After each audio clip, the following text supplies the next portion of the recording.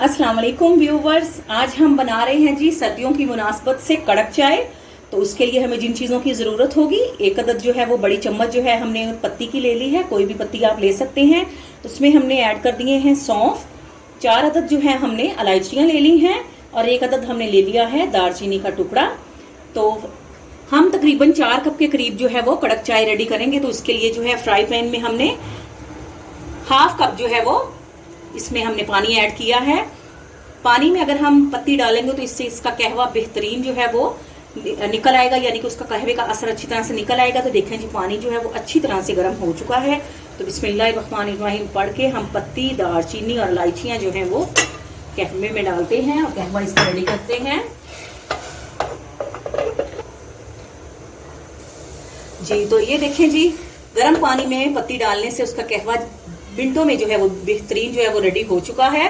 तो इसको जो है हम 1 मिनट के लिए इसको अच्छी तरह से बॉयल होने देंगे, ताकि इसमें इलायची का असर भी शामिल हो जाए, दालचीनी का, और पत्ती भी जो है वो अच्छी तरह से जो है वो कैफे में शामिल हो जाए। तो व्यूवर्स, अगर आप मेरे चैनल पे न्यू हैं तो प्लीज आप मेरे चैनल को जरूर सब्सक्राइब करें, मेरी वीडियोस को लाइक करें, उन्हें शेयर जी। तो 1 मिनट तक जो है वो कहवा जो है अच्छी तरह से पक के रेडी हो चुका है। तो बिस्मिल्लाहिर्रहमानिर्रहीम पढ़ के हम इसमें जो है वो आधा किलो के करीब जो है वो दूध जो है वो खालिस दूध इसमें ऐड करते हैं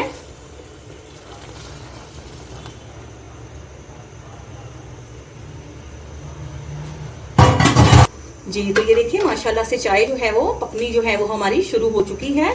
इसको जो है हम 2 मिनट के लिए पकाएंगे ताकि चाय अच्छी तरह से पक जाए।